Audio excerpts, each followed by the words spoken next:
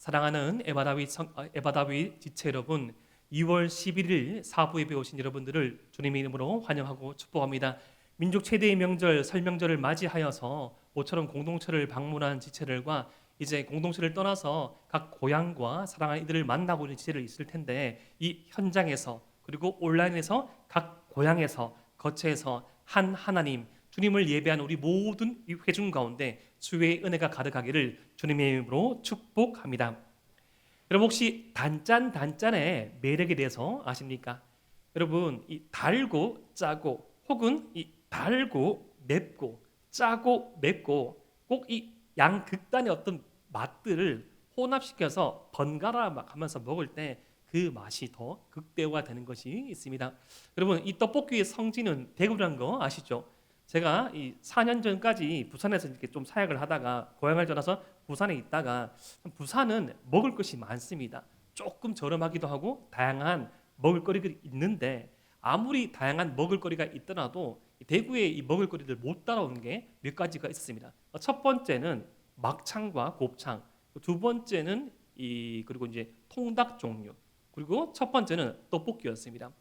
저는 이 대구의 떡볶이의 성지라고 할 수 있는, 감히 성지라 붙이면 안 되겠지만 범호동에서 태어났기 때문에 이 범호동 PP를 하면 안 되죠. 이 범호동 어떤 기읒지읒 떡볶이와 범호동 어떤 할머니 떡볶이와 또 그런 떡볶이, 그런 성지 나름 그런 동네에서 자라와서 떡볶이에 되게 민감했습니다. 그래서 이 부산의 떡볶이 무슨 간의 떡볶이 무슨 떡볶이 먹으면 한참 이게 굵은 가래떡에 양념이 덜 배어져 있고 뭔가 이 무슨 맛인가 싶었는데, 한 동네의 떡볶이가 제 입맛을 사로잡았습니다. 이게 이제 절대 홍보 아닙니다. 무슨 동, 이 맷떡이라는 것이 있습니다. 범땡동 맷떡이 있는데, 그게 뭔가 하면 거긴 특이하게 떡볶이를 시키면 팥빙수가 같이 나왔습니다. 무척 매운데 이 시원하고 단 팥빙수를 같이 내놓는 겁니다. 이게 이제 어떻게 보면 단짠 이 달고 맵고 짜고 맵고 짜고 달고 이 맛들을 혼합해 놓은 것입니다. 그래서 이상하게 이 단짠의 어떤 마력에 잠깐 빠졌던 적이 있었습니다. 사랑하는 에바다윗 청년 여러분, 우리의 삶이 그런 양극단의 맛에 어느 정도에 위치하고 있는 것 같습니다. 내 뜻대로 되고 나의 선택, 나의 어떤 의지대로 삶이 흘러갈 때는 그렇게 삶이 달콤할 수 없죠. 그런데 나의 어떤 의지와 선택과 노력과는 반대로 어떤 일들이 전개되고 관계가 꼬이고 어떤 실패물들이 내 삶에 돌출되어질 때 삶의 매운맛을 느낍니다. 그런데 어쩌면 우리의 삶은 이 달고 맵고 이 짜고 달고 그 어떤 양극단의 어떤 삶의 맛들, 그 어느 사이에 위치하고 있는 것이 저와 여러분들의 삶인 것 같기도 합니다. 우리가 계속적으로 살펴보고 있는 이 룻기 말씀에도 이 룻은 그리고 나오미는 가장 혹독한 삶의 매운맛을 느끼고 있습니다. 한때는 삶의 이 단맛, 삶이 이토록 아름답고 행복할 수 있겠냐라고 했던 그런 어떤 삶의 아름다운 정점에 있었던 나오미가 이 삶의 가장 매운맛을 통과하고 있는 그 삶의 여정을 우리가 룻기 말씀을 통해서 살펴보고 있습니다. 오늘 말씀을 통해서 우리가 함께 나누기 원하는 것은 하나님께서 우리에게 주시고자 하는 그 삶의 아름다움을 맛보기를 원합니다. 오늘 말씀이 룻기 1장 19절에 이렇게 시작됩니다. 우리 룻기 1장 19절 말씀을 함께 읽어 보겠습니다. 시작. 이에 이에 그 그 두 두 사람이 사람이 베들레헴까지 베들레헴까지 갔더라. 갔더라. 베들레헴에 이를 때 온 성읍이 그들로 말미암아 떠들며 이르기를 이가 나옴이냐 하는지라. 아멘. 우리는 지난주 말씀에 이 나오미의 어떤 비참한 삶을 통해서라도, 나오미는 그렇게 인식하지 못했지만 두 아들과 남편을 잃어버린 그녀의 삶을 통해서도 하나님의 살아계심을 목도했던 룻이 나오미의 하나님이 나의 하나님이 되겠으며, 나오미의 이 고향이 나의 고향이 되겠으며, 나오미와 함께 삶을 여생을 보내고 싶다는 아름다운 이 룻의 고백으로 맞춰지고 연속되어지는 말씀이 오늘 말씀인데, 이 나오미와 함께 룻이 베들레헴에 도착한 것을 오늘 말씀이 나타내고 있습니다. 특별히 그런데 1장 19절 이 말씀에서 이 저자는 의도적으로 베들레헴이란 지명을 두 번 반복하여 강조하고 있습니다. 이 베들레헴은 지금으로 치면 인구가 한 3만 명쯤 되면 이 구보다 뭐 만천동 플러스 이 범호동보다 훨씬 적은 행정 구역이라 할 수 있습니다. 이 하나의 동네죠. 그 당시는 도시라 불렀지만 하나의 동네입니다. 인구가 3만 명이 되지 않는다는 것은 옆집에 어떤 일이 있었냐, 옆집에 숟가락 젓가락이 몇 개냐는 것을 거의 다 알고 있는 것이죠. 그런데 그런 사정에 밝았던 동네의 사정에 밝았던 이 베들레헴에 당시에 나름 유명했던 엘리멜렉 집안, 엘리멜렉 가문의 나오미가 고향을 떠났다가 베들레헴을 떠났다가 다시 돌아온 것은 이 베들레헴이란 소도시를 떠들썩하게 할 만큼 이슈가 되었습니다. 그러면서 그들이 이렇게 표현하죠. 이가 나오미냐? 혹시 여러분 경상도 방언을 가지고 쓰는 어떤 조크 가운데 이거 압니까? 가가가가가. 여러분 다 표준말만 씁니까? 가가가가가 어떤 뜻이 있죠? 그 사람이 가시냐? 그렇죠? 그럼 또 어떤 뜻이 있죠? 안 묻겠습니다. 네, 그런 건 아닙니다. 이가 나오미냐? 그는 방언적인 장난은 아니에요. 이 두 가지 뜻이 있습니다. 첫 번째는 이런 뜻이 있어요. 이가 나오미냐 했을 때 첫 번째 뜻은 정말 나오미구냐? 반갑다. 나오미다. 나오미야 너무너무 반갑다. 얼마 만에 왔느냐? 10년이 넘는 세월 동안에 내가 기다렸다. 이가 나오미냐? 웰컴. 환영의 의미가 있고 두 번째는 이는 나오미가 아니냐? 반색하면서 놀라워하면서 하는 표현입니다. 이는 나오미가 아니냐? 어떻게 나오미가 이렇게 바뀌었나? 라는 것입니다. 사랑하는 에바라위 청년 여러분, 여러분들은 지금 이 모습, 지금 현재의 모습, 이 현재의 모습에서 한 20년쯤, 한 15년쯤 과거로 되돌려서 그 과거의 모습과 지금의 모습을 딱 대조해 봤을 때 얼마만큼 변했습니까? 우리 에바다 신입생들도 초등학교에 비하면 늙었죠, 여러분. 저도 따지면 초등학교에 비하면 거의 미다 수준, 암모나이트죠. 너무나 크게 바뀌었습니다. 특별히 저는 예전에 그런 걸 본 적이 있었어요. 예전 제가 청년을 있던 우리 모교회에서 동기들이 한 20대 후반이었는데 고민을 하는 거예요. 초등학교 동창회에 나가는데 20대 중후반이었음에도 불구하고 이 초등학교에 동창회에 나가기 부끄럽다는 거죠. 몰라보게 달라진 내 모습을 보고 몰라보면 어떡할까?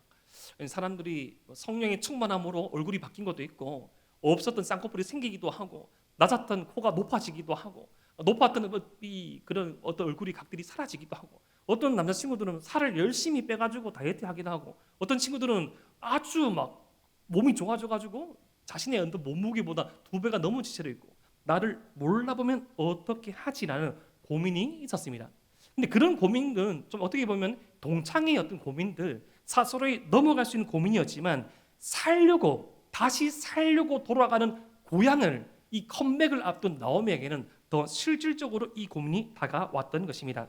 이 다시 찾아온 이 고향에 있어서 나오미에게는 몇 가지가 바뀌었죠. 자신의 상황도 바뀌었지만 지금 나오미와 함께 고향을 방문한 며느리가 이방 여자였습니다. 이 자신의 남편도 죽었어요. 자신의 2 아들도 죽었고요. 자신의 옆에 남아 있는 사람이라곤 이방인, 이스라엘의 총회에 들어올 수 없는 이 거부된 민족인 이방인 출신의 며느리밖에 없는 것입니다. 그런 나오미를 보고 환영하면서 또는 걱정하면서 그를 반겨주는 사람들에게 나오미가 이렇게 말합니다. 나를 말하라 부르라. 나오미가 20절과 21절에 2번이나 요청합니다. 나를 나오미라 부르지 말고 말하라 부르라. 나오미, 기쁨이라 부르지 말고 나를 마라, 쓰라림이라고 부르라.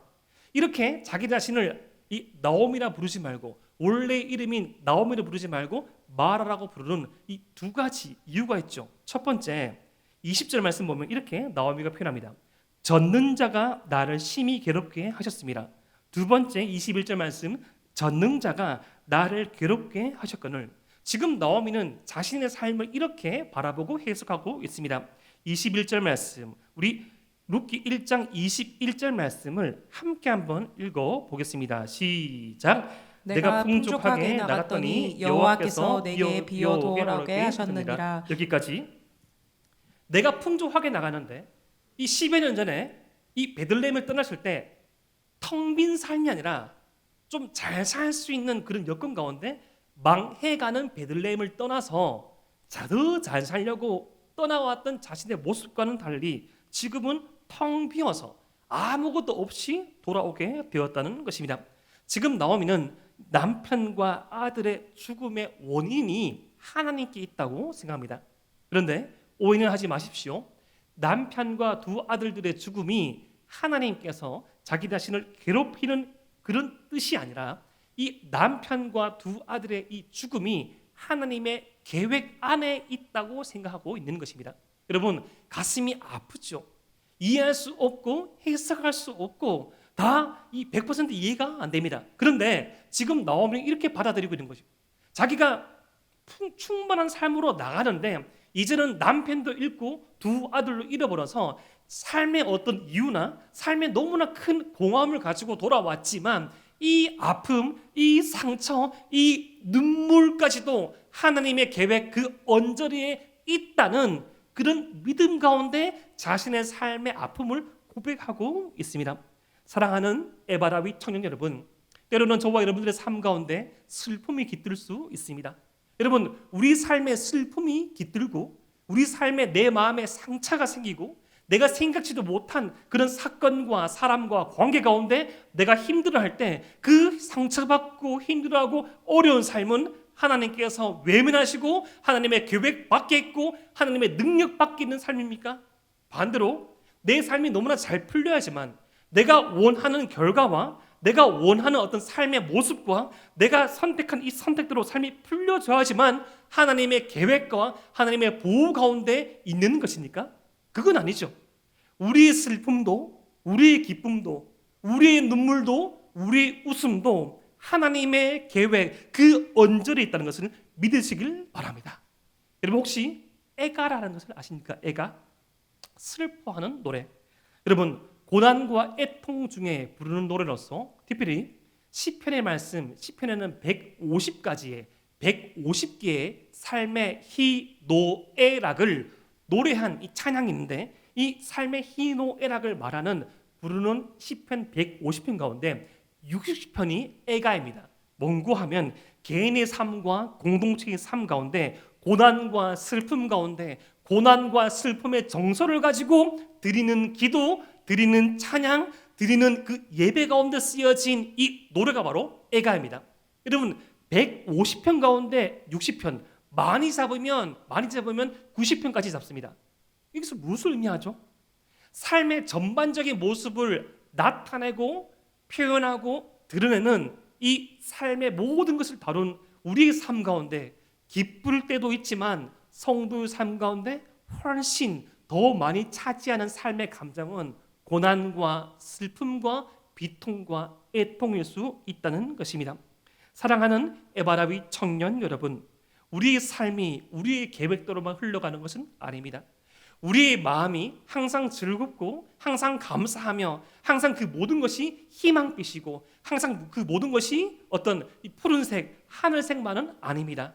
때로는 우리 가슴 가운데 기스가 나고 우리의 가슴 가운데 우리의 삶 가운데 상처가 오르고 멀쩡해 보이는 나무를 잘랐을 때 그 나이테의 상처가 있듯이 겉은 멀쩡하고 앞에서 섬기고 있고 뒤에서 섬기고 있고 훌륭한 선배고 훌륭한 후배고 훌륭한 친구로 보이지만 그 누구에게도 말하지 못하고 그 어떠한 시점과 어떠한 상황에서는 또다시 발생되고 또다시 넘어지고 또다시 좌절하는 우리의 연약한 모습이 있을 수 있는 것이 하나님의 백성의 삶이기도 한다는 것입니다. 그런데 우리가 기억해야 할 것이 있습니다. 사랑하는 에바라위 청년 여러분, 우리가 기억해야 할 것이 있습니다. 하나님께서는 우리의 기쁨 가운데서만 동행하신 분이 아니라 우리의 삶의 가장 어둡고 캄캄한 고난과 인내와 아픔의 순간에도 함께 하신다는 것입니다. 하나님께서 하나님의 백성의 그 일상의 고통 가운데 함께 하신다는 그 표현은 성경 곳곳에 나와 있습니다. 하나님께서는 그 하나님의 백성의 고통 속으로 들어와서 그 고통을 회복시켜주는 분입니다. 우리 호세아서 6장 1절 말씀, 호세아서 6장 1절 말씀을 함께 한번 읽어보겠습니다. 시작. 오라 우리가 여호와께로 돌아가자. 여호와께서 우리를 찢으셨으나 도로 낫게 하실 것이요 우리를 치셨으나 싸매어 주실 것임이라. 아멘. 여러분 오늘 말씀 우리가 읽고 있는 이 말씀이 룻기가 사사기 배경인데요. 사사기에서 약 1000년의 시간을 하나님께서 기다려 주십니다.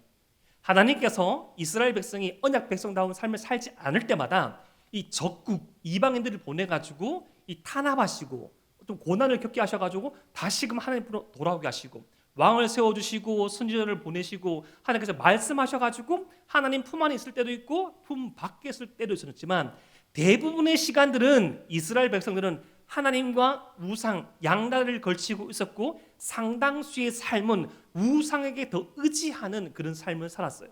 사랑하는 에바라비 청년 여러분, 여러분 혹시 이 사랑하는 이가 있습니까? 남자친구, 여자친구가 있어요. 여러분 남자친구, 여자친구 있는데 나와 지금 함께 만나서 데이트를 하고 있는데 분명히 오늘 좋은 날, 이 명절 끝자락이라 하여서 비싼 레스토랑에 가가지고 스테이크를 썰고 있는데 이 알바 열심히 해가지고 이 대접을 하고 있는데 앞에 있는 남자친구, 여자친구가 나와 식사를 하고 있지만 카톡은 딴 사람에게 하고 있으면 웃고 있어요. 가슴 아프죠? 누가 웃습니까? 박애주의자다. 얘는 대단한 사람이야. 모두를 사랑할 수 있네. 우리 부모님이 계십니다. 우리 부모님 계신데 나를 케어하는 것보다 옆집 애를 더 좋아하는 거예요. 옆집의 철수는 믿음도 좋고 성김도 열심히 하고 지용돈 지가 버리고 취업도 한 번에 되고 너무 잘 살더라. 내 옆집 철수, 옆집 영희, 혹시 철수 영희 없죠? 그냥 하는 말입니다. 내 자식 삼하겠다 라고 말하실 때 누가 기뻐하겠습니까? 지금 이스라엘이 하나님의 백성이 그러한 삶의 스탠스로 1000년쯤을 보내왔습니다. 그래서 하나님께서 남북 이스라엘을 분해시키시고 이 북이스라엘이 망할 쯤에 호세아 선지자에게 삶에 이 경험할 수 없을 것만 같은 사랑하는 아내를 잃어버리는 이 삶의 경험을 통하여서 그 잃어버리고 바람핀 부인을 다시금 찾아가는 그 삶의 스토리를 통해서 하나님께 바람피고 하나님과 우상을 겸하여 섬겼던 이스라엘을 끝까지 포기하지 아니하시고 추격하시는 하나님의 사랑을 닮은 말씀이 호세아서 말씀인데 그 호세아서에서 이렇게 말합니다. 오라 우리가 여호와께로 돌아가자. 여호와께서 우리를 찢으셨으나 우리를 도로 낫게 하실 것이요 우리를 치셨으나 우리를 싸매어 줄 것이다. 누가 잘못했어요? 이스라엘이 잘못했습니다. 이스라엘이 일방적으로 바람피웠어요. 이스라엘이 우리가 일방적으로 하나님을 생각하고 하나님을 멀리하였으며 하나님의 가슴에 칼질을 하고 하나님의 마음을 찢어놨습니다. 그렇지만 그런 이스라엘 백성이 그런 우리일지라도 하나님께로 돌아가면 어떻게 한다? 회복시켜 주신다는 것입니다. 사랑하는 에바라비 청년 여러분, 우리의 삶 가운데 고난과 힘듦과 눈물이 있을 수 있지만 그 고난과 슬픔과 눈물의 원인이 때로는 우리의 죄악, 우리의 실수, 우리의 잘못된 선택에 의해서 의거할 수도 있고 지금 다 설명할 수 없는 말로 설명할 수 있는 그 불분명한 이유가 있을 수도 있지만 그 어떤 것을 막론하고 주님께로 돌아가고 주님께로 그 회복을 간구하는 하나님의 백성에게는 반드시 기필코 주님께서 회복시켜 주심을 믿으시길 바랍니다. 사랑하는 에바라비 청년 여러분, 우리 찢긴 삶을 회복시키는 그 하나님께 나아가는 저와 여러분 되시기를 주님의 이름으로 축복합니다. 그런데 과연 그럴까? 과연 하나님께서 그러하실까? 라는 질문을 하시죠. 목사님, 그것은 목사님이 그러하시는 말씀 아닙니까? 과연 돌아간다고 하나님께서 이 나오미의 삶을 회복시켜 주실까요? 그러한 우리의 질문에 대해서 22절 말씀이 이렇게 답합니다. 우리 룻기 1장 22절 말씀을 함께 한번 읽어봅시다. 시작. 나오미가 모압 지방에서 그의 며느리 모압 여인 룻과 함께 돌아왔는데 그들이 보리 추수 시작할 때 베들레헴에 이르렀더라. 아멘. 지금 룻기 저자가 다시금 나오미가 돌아오게 된 정황을 설명하는데 더 자세하게 의도적으로 강조하여서 설명합니다. 이 나오미가 모압 지방 이방인의 땅을 떠나서 며느리 모압 여인 룻과 함께 돌아왔는데 그렇게 돌아온 이 베들레헴 땅에 어떤 일이 있었냐면 보리 추수를 시작할 때라고 합니다. 보리 추수. 이게 어떤 의미가 있냐면 나오미는 단지 그 베들레헴의 양식이 회복되었다는 하나님의 은혜가 회복되었다는 어떤 징조를 보고 돌아오려고 했는데 마침 그렇게 돌아온 그 베들레헴의 보리 추수라는 이 나오미에게 룻에게 한 가지 희망을 줄 수 있는 이 역사의 시작이 시작되고 있었다는 것입니다. 이 시간을 어떻게 보면 우리에게 이렇게 표현하셨어요. 우리 어떤 에바다의, 우리 어떤 다윗의 지체들의 그 개개인의 마음을 우리는 다 알 수 없죠. 우리 다윗의 새롭게 온 새 가족들, 에바다에 새롭게 올라온 신입생들의 그 마음가짐을, 마음의 그 이야기를 우리는 다 알 수가 없습니다. 그런데 그 어떠한 연고로 어떤 사건과 그 서사로 말미암아 이렇게 저렇게 힘들던 시간을 보냈던 그 지체들이, 그런 신입생들이, 그런 새 가족들이 하나님께 다시금, 완전하진 않지만 하나님께 은혜를 다시금 구하며 이 돌아온 이 시기가 마침 에바 다윗의 겨울순례가 시작할 즈음이었더라. 우리에게 각자의 스토리와 서사는 다르지만 내가 다시금 하나님의 은혜를 사모하여 온 이 사부 예배가, 나는 그렇게 의도하지 않았지만 목사님이 준비한 말씀, 하나님께 들려준 말씀이 회복에 대한 말씀이었더라. 각자의 다양한 삶의 서사가 있고 각자의 상처가 다르며 각자의 아픔의 깊이가 다르지만 한 가지 유사한 공통점, 하나님께 한번 나아가볼까? 그래도 하나님께 나아가볼까? 그래도 하나님께, 그래도 은혜를 간구해볼까라는 그 깊이와 정도는 다르지만 그런 의지와 결단을 가지고 행동해 온 우리 지체 한 사람 한 사람에게 룻기의 말씀이 들려주고 있다는 것은 새로운 시작이 가능하게 되는 그 징조라는 것입니다. 사랑하는 에바라빗 청년 여러분, 하나님께서 항상 새로운 일들을 하실 때, 하나님께서 새로운 어떤 역사를 창조하실 때 세 가지 조건이 필요합니다. 첫 번째, 하나님의 역사가 만들어지기 위해 공간과 시간과 인간이 필요합니다. 첫 번째, 공간이 필요합니다. 지금 룻은, 지금 나오미는 베들레헴이라는 그 장소, 공간으로 돌아왔습니다.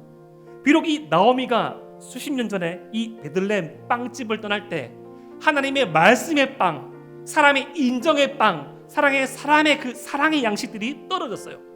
근데 그 떨어졌던 그 베들레헴, 이 양식이 떨어졌던 이 고향에 하나님의 회복의 역사가 있다는 것을 돌아온 공동체 안으로 들어갈 때 사람은 새로운 역사를 시작할 수 있습니다. 사랑하는 에바라윗 청년 여러분, 여러분들 새로운 신앙의 어떤 성장과 성숙을 도모하십니까? 새로운 변화된 자신의 모습을 꿈꾸십니까? 더 주님을 알아가고 더 주님을 닮아가고 이전에도 좋았지만 더 주님을 깊이 알아가기를 원한다면 하나님이 원하시는 장소, 하나님이 원하시는 공간, 완전하진 않지만 하나님의 은혜가 임하고 하나님의 은혜를 간구하는 공간 안으로 들어와야 됩니다. 여러분에게는 그 공간이 교회가 되어야 합니다. 여러분에게는 그 공간이 에바다와 다윗과 에바다가 되어야 합니다. 두 번째, 하나님의 역사가 만들어지기 필요한 것은 바로 시간입니다. 지금 나오미와 룻이 돌아온 이 시기는 빵집에 볼이 추수할 때가 되었습니다. 이제는 메말랐고 이제까지 힘들었고 이제까지 비어 있었지만 다시금 은혜를 주셔서 하나님께서 채워나가시는 그 타이밍에 나오미와 룻이 돌아오게 된 것입니다.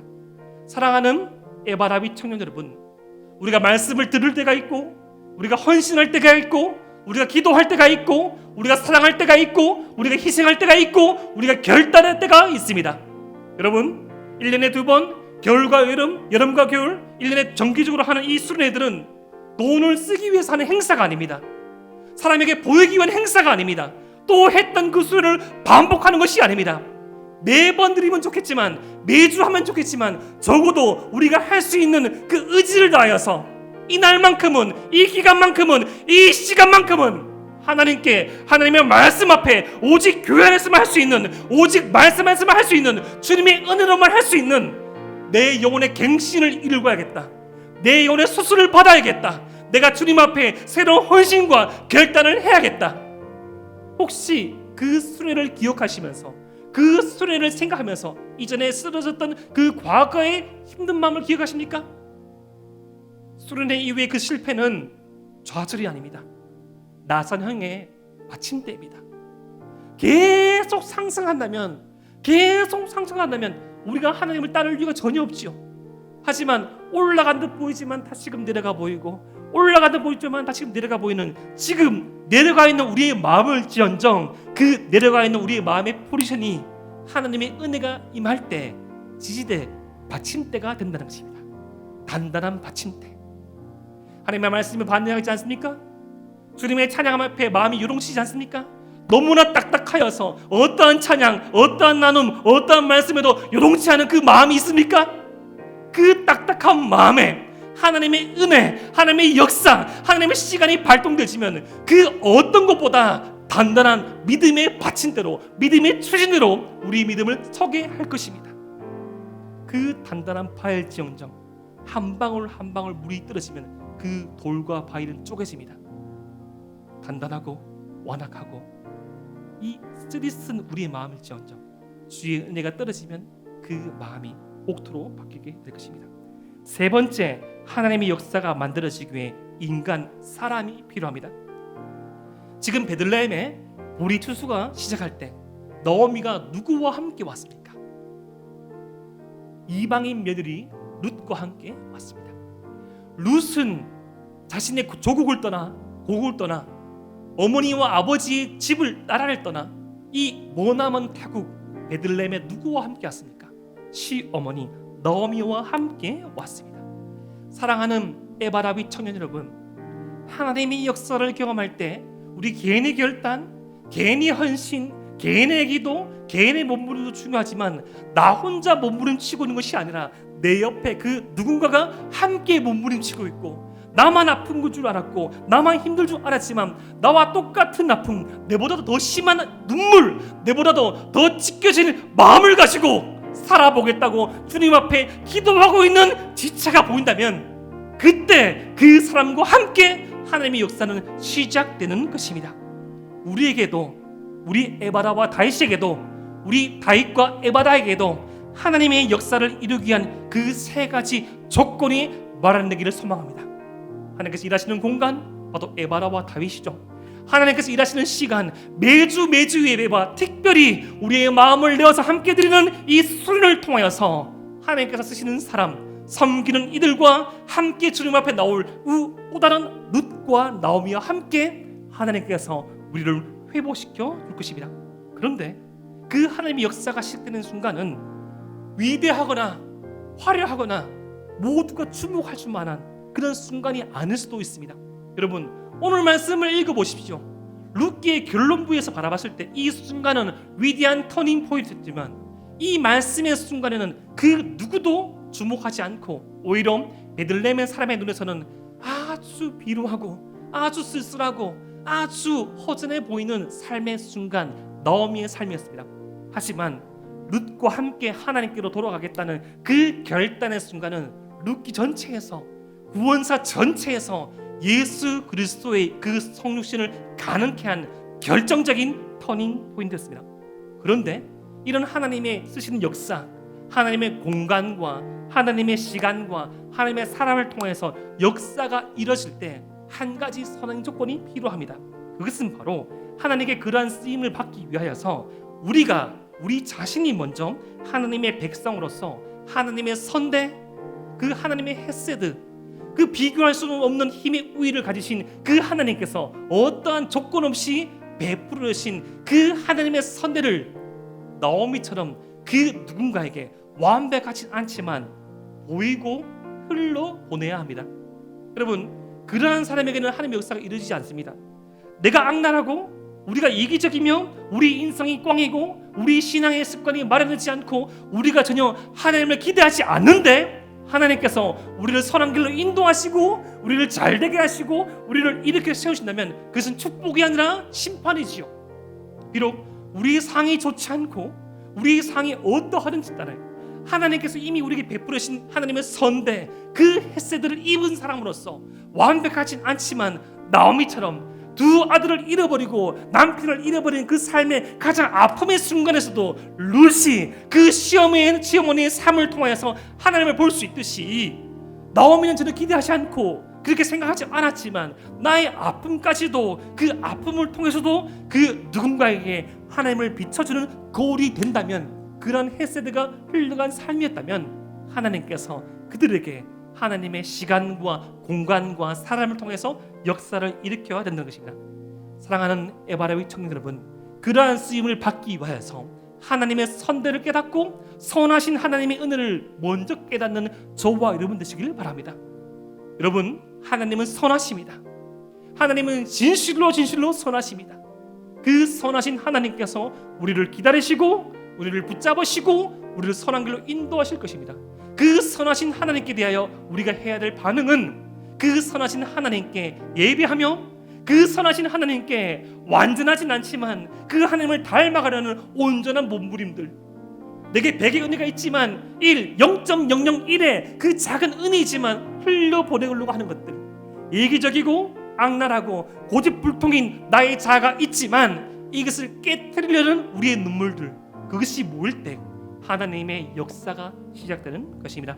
사랑하는 에바라비 청년 여러분, 내일까지 설 연휴가 시작되고 이제 우리의 평범한 일상이 시작되고 그 일상의 중간에 에바다윗 동계 순례가 시작됩니다.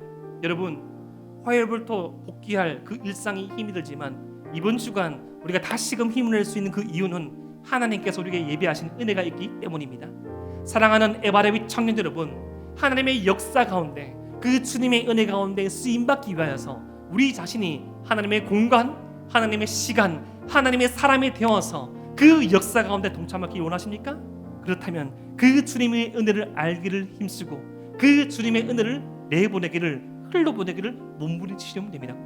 100점짜리는 아니지만 그러한 의도와 몸부림칠 때 주님께서 우리의 삶의 새로운 역사를 일고 가실 것입니다. 그러한 믿음의 기대를 가지고 주님 앞으로 나아갈 수 있는 저와 여러분 되시기를 믿음으로 축복합니다. 기도드립니다.